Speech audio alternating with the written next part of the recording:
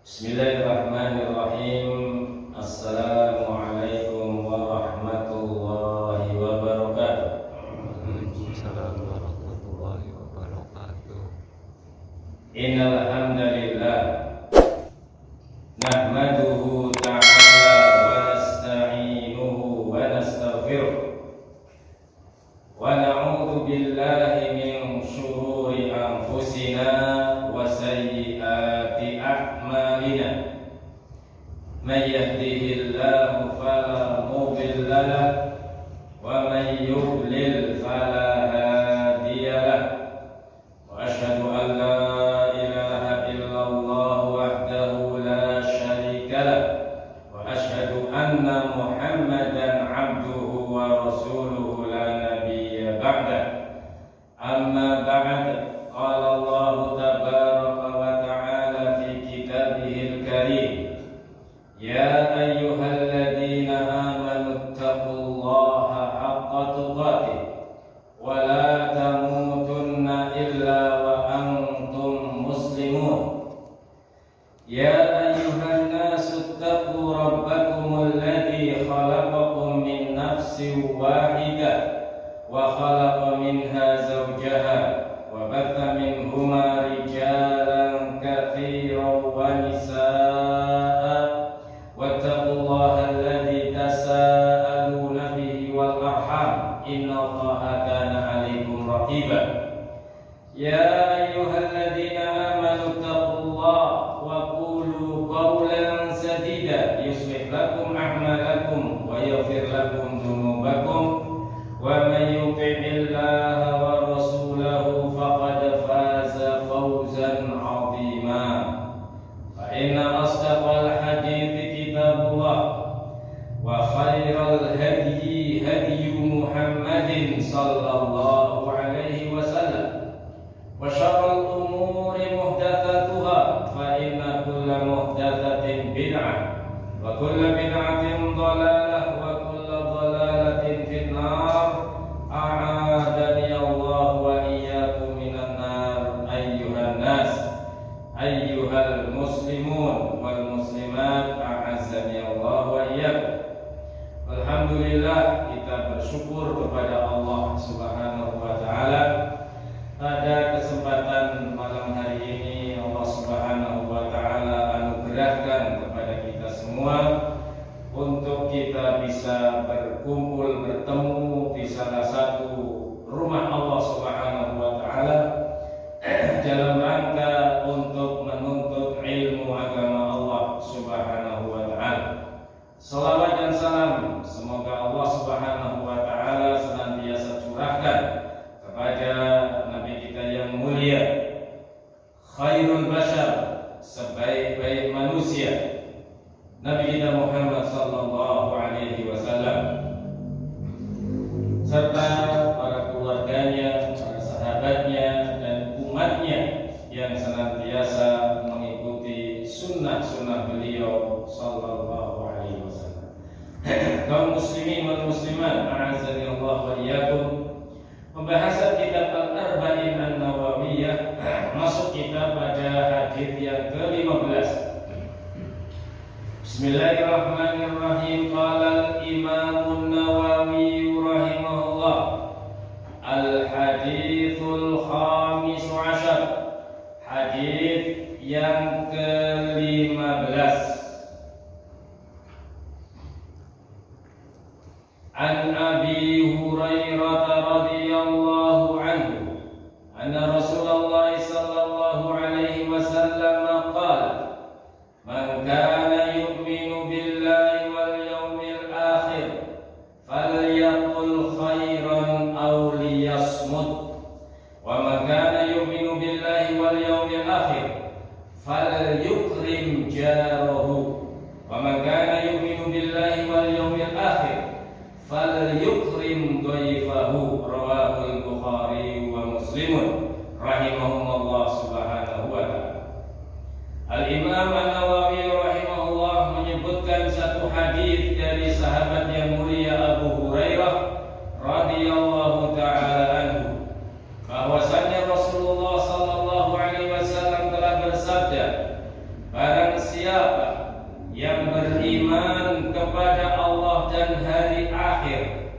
hendaknya dia mengucapkan sesuatu yang baik, atau apabila dia tidak bisa mengucapkan sesuatu yang baik, hendaknya dia diam. Dan barang siapa yang beriman kepada Allah dan hari akhir, hendaknya dia memuliakan tetangganya atau menghormati tetangganya. Dan barang siapa yang beriman kepada Allah dan hari akhir, hendaknya dia memuliakan atau menghormati tamu-tamunya. Hadis ini diriwayatkan oleh Imam Bukhari dan Imam Muslim. Semoga Allah Subhanahu wa taala merahmati beliau berdua. Al muslimin wal muslimat, a'azzani Allah wa iyyakum. Bimbingan Rasulullah sallallahu alaihi wasallam kepada kita semua sebagai umatnya ini merupakan bimbingan yang akan menyelamatkan kita semua. Apabila kita berupaya untuk mengikuti bimbingan-bimbingan Rasul, maka niscaya kita akan selamat di dunia dan di akhirat. Dan barang siapa yang menyelisihi bimbingan-bimbingan Rasul, maka niscaya dia akan sengsara, dia akan tersesat, dia akan mendapatkan azab dari Allah Subhanahu wa taala. Sesat ketika di dunia dikarenakan dia tidak mengikuti bimbingan Rasul, dan mendapat azab atau siksa dari Allah Subhanahu wa taala di akhirat kelak. Di antara bimbingan Rasulullah sallallahu alaihi wasallam kepada kita sebagai umatnya, ada di antaranya bimbingan beliau agar kita menjadi manusia-manusia yang memiliki hubungan yang baik dengan sesama manusia, yang di dalam bahasa agama disebut dengan hablun minan nas. Ada hablun minallah, ada hablun minan nas. Upaya untuk menyambung hubungan dengan Allah Subhanahu wa taala, ada pula upaya untuk menyambung hubungan dengan sesama manusia. Dan di dalam hadis ini, hadis Abu Hurairah radhiyallahu taala anhu, yang diriwayatkan oleh Al-Imam Al-Bukhari wa Muslimun, Rasulullah membimbing kita semua agar kita semua menjadi orang-orang yang baik atau menjadi orang-orang yang memiliki perilaku yang baik tatkala berhubungan dengan sesama manusia. Di antara bimbingan beliau yang pertama, hendaknya kita mengucapkan ucapan-ucapan yang baik. Apabila kita tidak bisa mengucapkan ucapan yang baik ketika berhubungan dengan sesama manusia, maka hendaknya diam. Yang kedua, di antara bimbingan beliau sallallahu alaihi wasallam, beliau membimbingkan agar kita menjadi orang-orang yang bisa menghormati tetangga kita, memuliakan tetangga kita, siapapun tetangga kita tersebut. Entah itu tetangga kita dari kalangan orang-orang kafir, terlebih lagi tetangga kita dari kalangan muslim, atau terlebih lagi kalau dia muslim dan dia termasuk saudara kita atau memiliki hubungan nasab dengan kita. Yang ketiga, Rasulullah membimbingkan kepada kita agar kita menjadi orang-orang yang bisa memuliakan tetangga kita, memuliakan tamu-tamu kita, menghormati tamu-tamu kita. Asyar, kita lihat syarahnya. Bagaimana penjelasan Syekh Muhammad Ibnu Shalih Al-Utsaimin rahimahullah subhanahu wa ta'ala ketika menjelaskan hadis ini. Hadal haditsu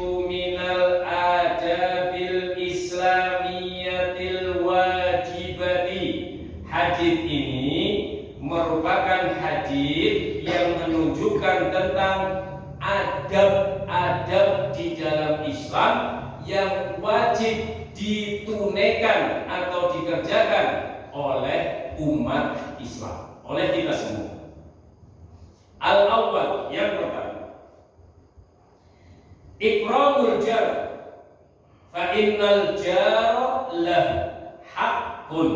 Qala ulama, idza kana al-jar musliman qariban falahu thalathu huquq.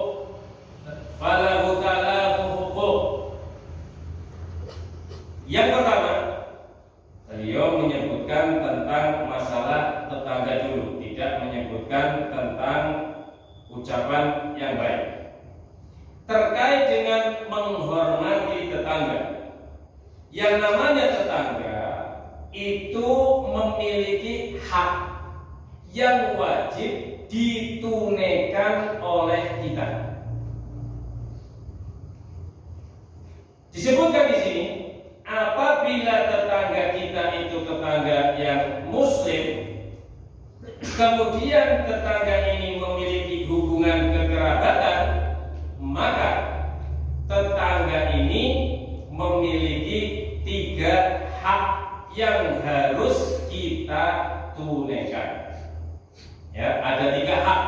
Kalau tetangga kita itu agamanya Islam, kemudian dia masih punya hubungan kerabat dengan kita, entah itu paman kita, entah itu bibi kita, ya biasanya kan kalau di desa-desa biasanya itu kan satu komplek itu kan masih hubungan keluarga begitu. Ini rumah ibu kita, di sampingnya rumah paman kita, di sampingnya rumah bibi kita, nanti di belakang sepupu kita, nanti di sebelahnya lagi masih saudara, biasanya seperti itu, ya. Nah, maka kalau kita memiliki tetangga dan ternyata tetangga kita itu masih memiliki hubungan kerabat dengan kita, maka kita harus memberikan haknya mereka sebanyak 3 hak, ya, 3 hak. Nah, yang pertama, hakul jiwa, hak dia sebagai tetangga, ya, hak dia sebagai tetangga, yaitu kita memuliakan dia, ya, kita menghormati dia, kita memberi rasa nyaman kepada tetangga kita. Jangan sampai tetangga kita itu terganggu dengan aktivitas kita. Nah, ini hakul jiwa, hak sebagai tetangga. Yang berikutnya adalah hakul Islam atau hakul Muslim, hak dia itu sebagai seorang Muslim. Ya, sebagaimana disebutkan di dalam satu riwayat, hakul Muslim ala Muslimi sittun, hak seorang Muslim atas Muslim yang lainnya ada 6. Di riwayat yang lain disebutkan ada 7. Maka ketika kita punya tetangga yang Muslim, 6 haknya Muslim ini hendaknya kita berikan kepada dia. Tapi kalau tetangga kita kafir, berarti hak untuk seorang Muslim tidak diberikan kepada dia. Misalkan hak seorang Muslim adalah kita ucapkan salam kepada dia. Kita punya tetangga Muslim, ketika kita ketemu sama tetangga kita mengucapkan salam, assalamualaikum. Tapi kalau tetangga kita kafir, maka hak ini berupa mengucapkan salam tidak kita berikan kepada orang kafir. Berarti orang kafir ini tidak memiliki hakul Muslim, tidak memiliki hak sebagaimana orang Muslim. Tapi sebagai tetangga tetap dimuliakan. Kita kasih lauk ketika kita membuat lauk banyak, kita kasih jajanan ketika kita membuat jajanan di rumah, ya kita berikan haknya tetangga walaupun dia kafir. Nah, wal qarabah, hak yang ketiga adalah hak sebagai karib kerabat, ya, orang yang memiliki hubungan kerabat. Tentunya dalam memanggil, yang paman kita panggil dengan sopan paman, ucapan kita kepada paman kita dengan ucapan yang lemah lembut dan yang lain sebagainya dari hak-haknya keluarga. Nah, jadi kalau tetangga kita itu muslim terus punya hubungan kerabat, maka ada 3 hak. Hak sebagai tetangga, hak sebagai muslim, dan hak sebagai kerabat. Yang kedua, wa in kana musliman ghairu qaribin falahu haqqani. Apabila kita memiliki tetangga muslim akan tetapi tidak memiliki hubungan kerabat dengan kita, bukan saudara kita, orang jauh. Ya, tiba-tiba ada orang Selawi kemudian tinggal di Lebak Siu umpamanya, kita nggak kenal, tiba-tiba jadi tetangga kita, maka orang ini memiliki 2 hak saja. Apa itu? Hakul jiwar, hak sebagai tetangga. Yang kedua, hakul muslim, hak sebagai muslim. Tapi hak sebagai kekerabatan, sebagai saudara kita tidak. Ya, tidak. Kita tidak memberikan hakul qarabah kepada orang ini. Hak persaudaraan tidak ada pada orang ini. Kenapa? Karena memang dia bukan termasuk saudara kita, artinya saudara dalam hubungan nasab. Begitu. Nah, wa idza kana kafiron ghairu qaribin falahu haqqun wahid, ay haqqul jiwar. Kalau kita memiliki tetangga yang agamanya kafir, ya, dia bukan seorang muslim dan dia juga tidak memiliki hubungan kerabat dengan kita, maka dia hanya memiliki 1 hak saja. Kewajiban kita kepada tetangga ini hanya memberikan 1 hak saja, yaitu hakul jiwa, hak dia sebagai tetangga kita. Dia kafir, bukan muslim, maka haknya muslim tidak diberikan kepada dia. Dia bukan kerabat kita, dia orang lain, orang jauh, maka hakul qarabah, hak kekerabatan tidak diberikan kepada dia. Ya, jadi perhatikan baik-baik. Ketika kita memiliki tetangga, kita lihat tetangga kita ini seorang muslim atau bukan, kemudian dia masih memiliki hubungan kerabat apa tidak. Ya, kalau dia masih memiliki hubungan kerabat dan dia muslim, kemudian dia tetangga kita, maka ketika kita akan memberikan sesuatu, dia harus lebih didahulukan. Dia lebih didahulukan. Kenapa? Dikarenakan dia memiliki 3 hak tadi.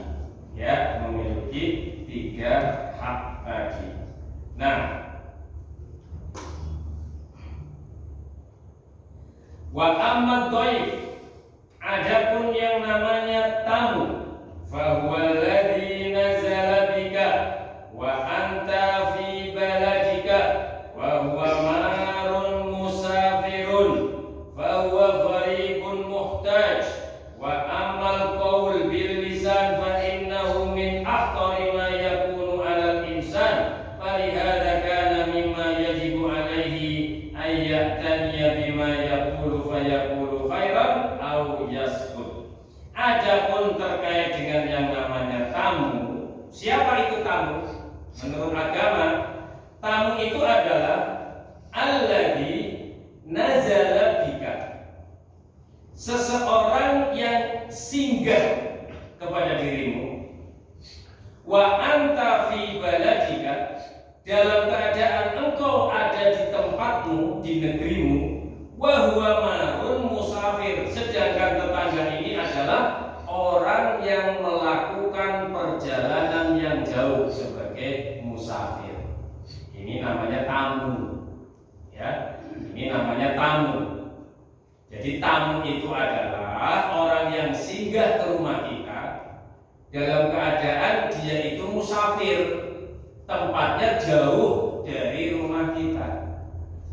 Kalau ada tetangga, kemudian dia masuk ke rumah kita, itu namanya bukan tamu dalam Islam. Ya, maka ketika dia diberi hak, haknya hak tetangga saja, bukan hak tamu. Begitu. Karena nanti kalau hak tamu itu ada beberapa hak yang harus kita penuhi sebagai tuan rumah, seperti menyediakan makan, disunahkan selama 3 hari. Kalau kita kedatangan tamu dan tamu kita menginap di rumah kita, itu batas lamanya adalah 3 hari. Dan kita harus menjamu tamu kita selama 3 hari tersebut. Ini tamu. Beda dengan tetangga yang main ke rumah kita. Tidak disebut sebagai tamu. Ya. Namanya tetangga. Bukan disebut sebagai tamu. Kalau kita mau memberikan haknya dia adalah hak sebagai tetangga, bukan hak sebagai tamu. Artinya seandainya kita tidak memberi makan kepada tetangga kita yang main ke rumah kita, itu kita nggak salah. Ya, tidak salah menurut agama Allah Subhanahu wa Ta'ala. Sekedar misalkan ya karena dia tetangga main kemudian cuma dikasih minum air putih saja misalkan.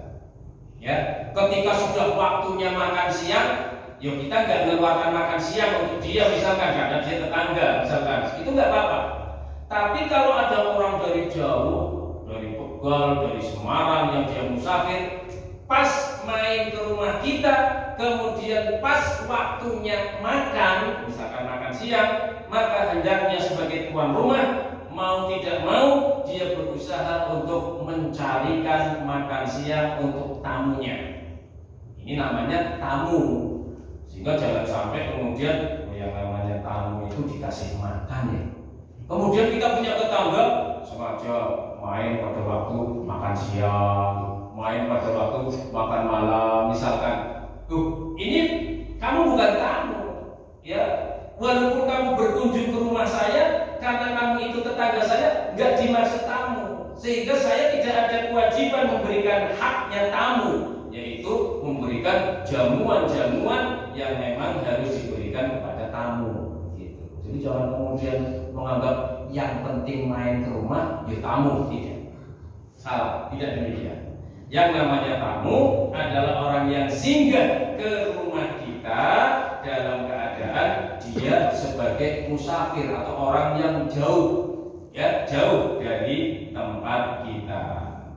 Bukan berarti kemudian kalau ada tetangga main kemudian nggak dikasih minum, nggak, bukan begitu. Tapi haknya tamu tidak diberikan kepada dia karena dia bukan seorang tamu, begitu. Nah,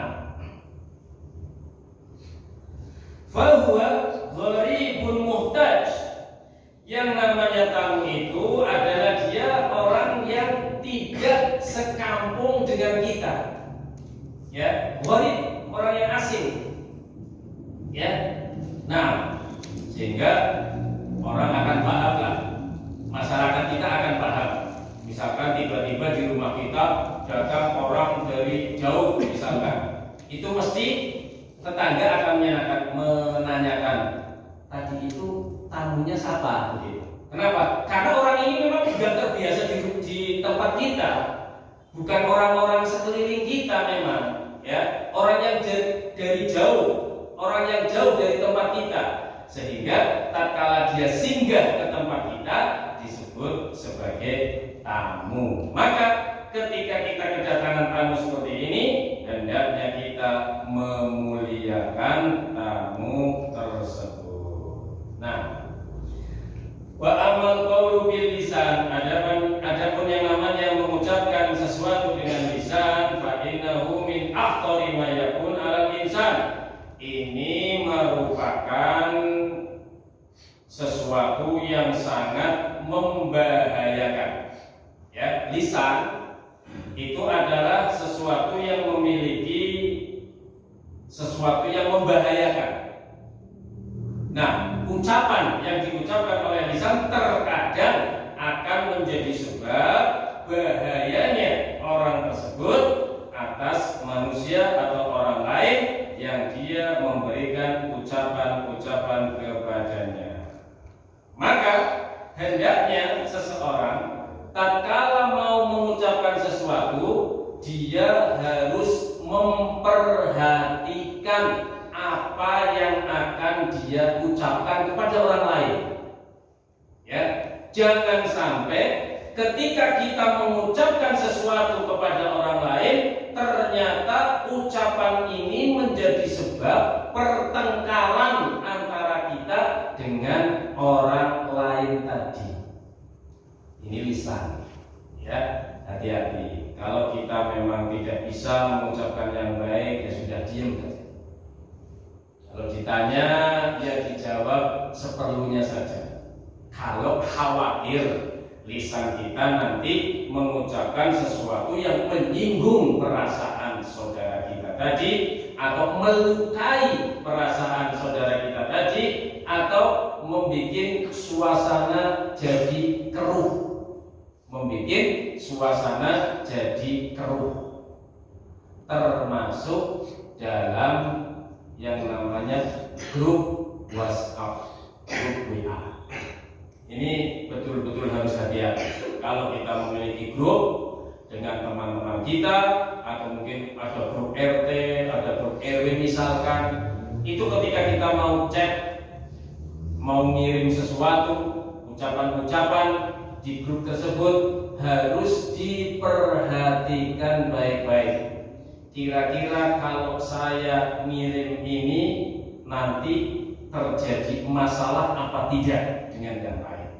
Kalau ternyata dikhawatirkan akan memunculkan gejolak di grup tersebut, maka jangan diposting, jangan di-share di grup tadi. Kalau ada hubungannya dengan seseorang, ya lebih baik dijabri saja, jaringan pribadi. Jangan dimasukkan di grup tadi, sehingga ketika ada grup WhatsApp maka akan kondusif, dikarenakan ucapan-ucapan yang muncul di grup tersebut atau postingan-postingan yang muncul di grup tersebut adalah postingan yang tidak menyakiti orang lain. Nah, beliau menyatakan fa fi hadzal hadits fawaid minal fawaid. Dalam hadis ini ada beberapa yang namanya faidah-faidah. Awalan, wujubu ikramil jari fayakunu fi kaffil adha anhu wa badlul ma'ruf lahu. Bikaffil adha anhu wa badlil ma'ruf lahu.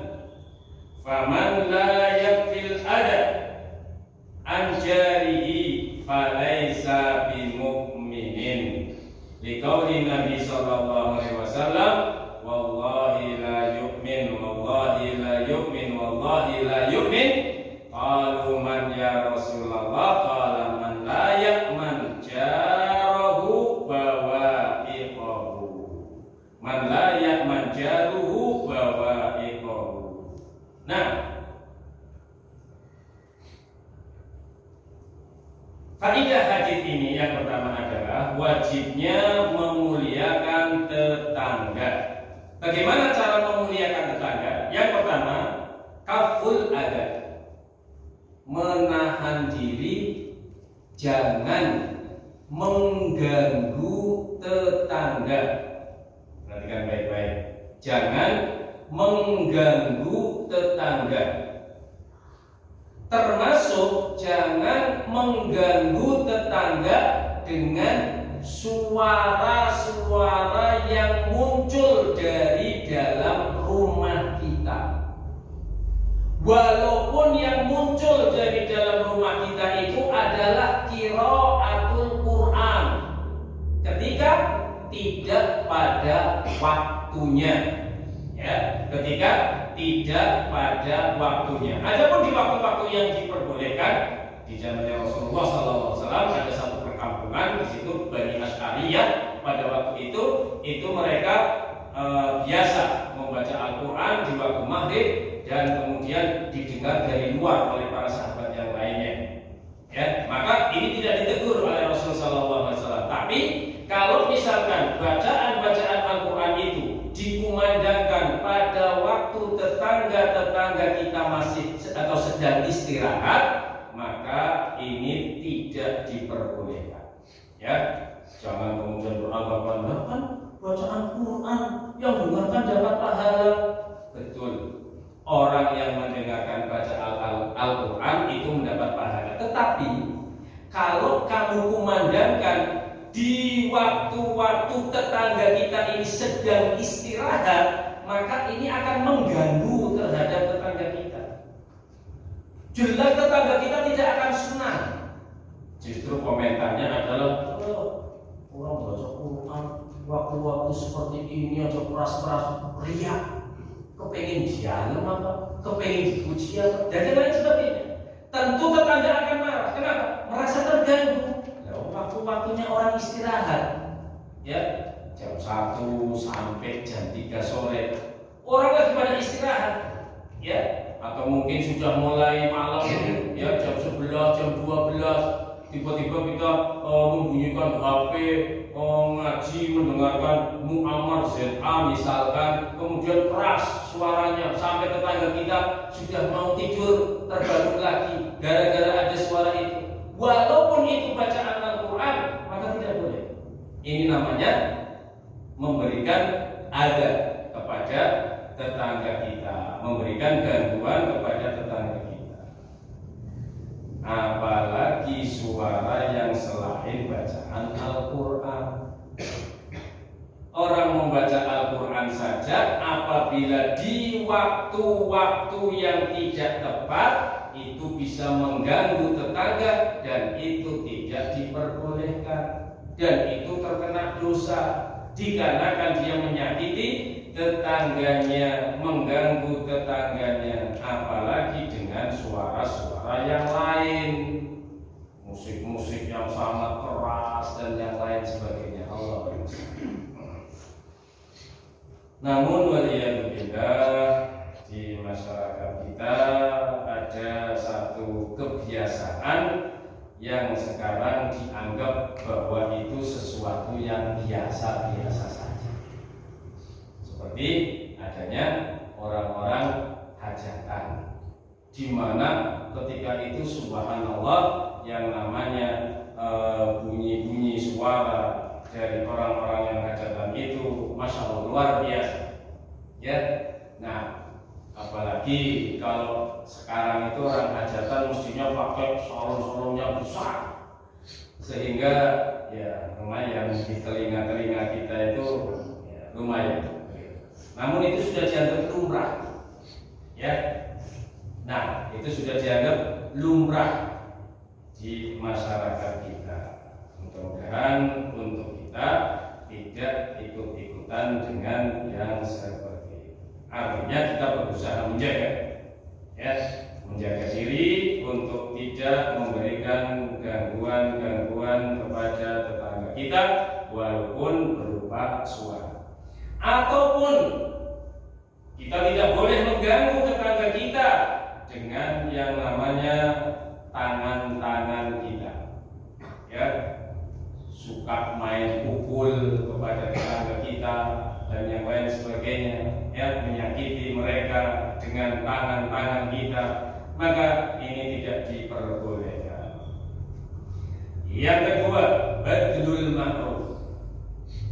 Yang berikutnya adalah mengerahkan upaya untuk memberikan kebaikan-kebaikan kepada tetangga. Semua bentuk kebaikan, entah itu berupa harta benda, berupa makanan, atau berupa bantuan tenaga, apa saja yang dianggap baik di tengah-tengah masyarakat, kita usahakan untuk kita berikan kepada tetangga tatkala tetangga memang membutuhkannya.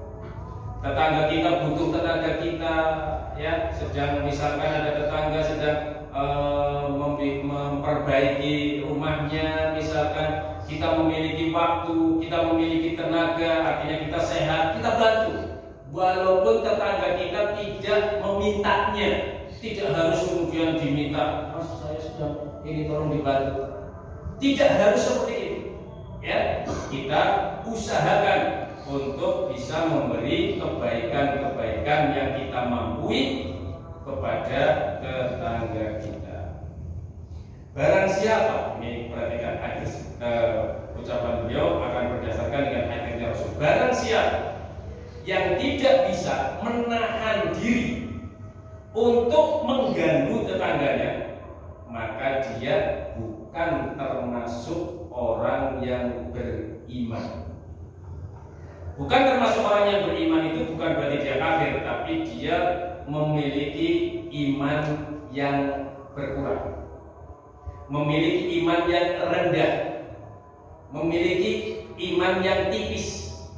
Berdasarkan hadisnya Rasulullah, wallahi la yu'min, demi Allah dia tidak beriman. Wallahi la yu'min, demi Allah dia tidak beriman. Wallahi la yu'min, demi Allah dia tidak beriman. Rasulullah ucapkan 3 kali. Qalu, para sahabat bertanya, man ya Rasulullah, siapa yang engkau maksud wahai Rasul? Engkau mengucapkan demi Allah tidak beriman, demi Allah tidak beriman, demi Allah tidak beriman. Siapa maksudnya? Qala, maka Rasulullah menyatakan, man la ya'man jaruhu bawa'iqo. Seseorang yang tetangganya merasa tidak aman dengan adanya gangguan-gangguan dari dirinya. Hadisnya Rasul jelas. Ya, apabila ada tetangga merasa terganggu oleh orang lain, maka orang lain ini disebut oleh Rasulullah SAW orang yang keimanannya rendah, orang yang keimanannya tipis. Dia akan dapat dosa, ya, dikarenakan dia mengganggu tetangganya. Bahkan Rasulullah sampai menyebutkan 3 kali, wallahi la yu'min, wallahi la yu'min, wallahi la yu'min. Demi Allah dia tidak beriman, demi Allah dia tidak beriman, demi Allah dia tidak beriman. Perhatikan baik-baik, kata-kata tidak beriman bukan berarti dia kafir, keluar dari Islam, bukan. Ya, bukan. Tetapi dia itu tidak memiliki keimanan yang bagus. Karena kalau dia memiliki keimanan yang bagus, dia tidak akan mengganggu tetangganya.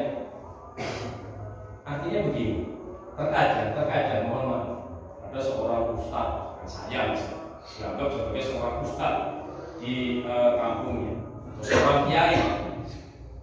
Tiba-tiba saya sebagai seorang ustaz senang mengganggu tetangga saya dengan suara-suara tadi, sehingga tetangga terganggu. Ya, ini saya termasuk orang yang keimanannya rendah, keimanannya tipis. Jangan kemudian dipandang, ya kan itu kan ustaz. Ya, walaupun dia ustaz, walaupun dia kiai, kalau dia masih sering ganggu tetangganya, entah itu dengan suara atau dengan yang lainnya, maka keimanan dia rendah. Ya, keimanan dia rendah. Tidak pandang siapapun dia orangnya. Jadi jangan dianggap kalau seorang kiai kemudian imannya sudah pasti tinggi, ganggu tetangga juga apa-apa misalkan. Ya demikian. Islam tidak mengajarkan demikian. Ya, Islam mengajarkan siapa saja yang mengganggu tetangganya, maka berarti dia memiliki keimanan yang rendah di sisi Allah Subhanahu wa ta'ala. Wallahu ta'ala a'lamu bishawab. Ada beberapa faedah yang akan kita sampaikan pada salat Isya biidznillah tabaraka wa ta'ala. Akhiru da'wana alhamdulillahi rabbil alamin. Subhanallahumma wa bihamdika asyhadu an la ilaha illa anta astaghfiruka wa atubu ilaik. Barakallahu fikum. Fal muadzin yu'adzin fa jazakumullahu khairan.